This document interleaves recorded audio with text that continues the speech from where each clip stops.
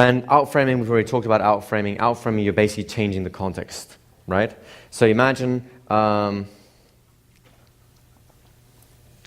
right, imagine someone sitting in a room and they're saying, there's not enough food on my plate right now, right? That's a complaint. Now you want to outframe and say, hey, the whole city's starving. You've got twice as much as anyone else in the city. Do you see how it's an outframe? You've changed the scene, and now by reference to the bigger scene, the initial problem is not a problem anymore, right? Here's another example I like to use sometimes. Imagine like you're watching a movie, and you see these little, twigs and logs and stuff like that, and it's like Christmas time. You hear the Christmas music, and it's a lovely little fire burning. How do you feel about that? Pretty good, right? The camera pulls back, and you see the logs are actually the branches of a tree. It's a Christmas tree decorated with lots of little lights, and it's blazing quite happily. All the presents underneath are catching fire. What happens now? How do you feel about this? Right? Do you see how by changing the frame, I've changed the meaning? Now let's step back further back, because I don't want to leave a negative image inside your mind.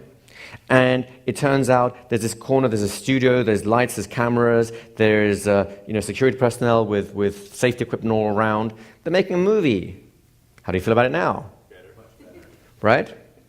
So you see, just by changing the frame, you change its meaning fundamentally. It's a kind of a pre-frame maneuver, if you wanted to call it, but it just basically allows you to change the topic in some respects. It's what happens classically when people go to war, when nations go to war to avoid internal conflict, right? It's like, your concerns are petty. Look at this. Enemies from all round. We better pull together or we're doomed, right? All the same situations are still occurring, but by looking at the bigger picture, it changes people's attitude. Does that make sense? I have a quick question or comment. You want to come up? I just want to mention that you used an outframe when at the tail end of the discussion about reframes. So he's mentioned that I use an outframe at the tail end of this discussion of reframes. Do you care to elaborate? Essentially, the discussion of reframes was drifting off topic, and you wanted to bring everyone back to topic. So when I talked about people drifting off topic, and I wanted to get people back to the topic,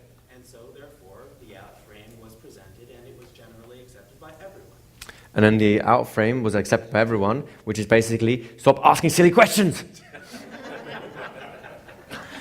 Classic, exactly, right? Do you see how just talking about it, and of course, I had to do a little sense of humor. Why? Because, you're not children. I can't just like, oh, naughty children talking too much, right? But it's implied more in terms of the story, so I've changed the frame of reference to it, which is, let's focus on what this whole training is about, not the individual ideas or stories that are occurring to you. And by the way, I still encourage you guys to ask all the questions. It's just, please don't be offended if I tell you to shut up. Is that okay? By the way, notice, why did you just laugh? Why did you just laugh? Because your amygdala got triggered. Why did it get triggered? Because it was a surprise. Did you expect me to be rude to you, to tell you to shut up? At just the point where I was being very polite about, and I hope you'll forgive me when I tell you to shut the hell up. Do you see the contrast? Again, the contrast principle is what creates the surprise, and that's what triggers the amygdala, which in turn allows a reframe to actually sit in without being overanalyzed, without bouncing into existing thought loops that might say, oh, I don't think I like being treated that way. That's not a very nice way to talk to people. Do you see where we're going with this? Make sense? Everyone good? Everyone happy? Or should we do the inner smile again?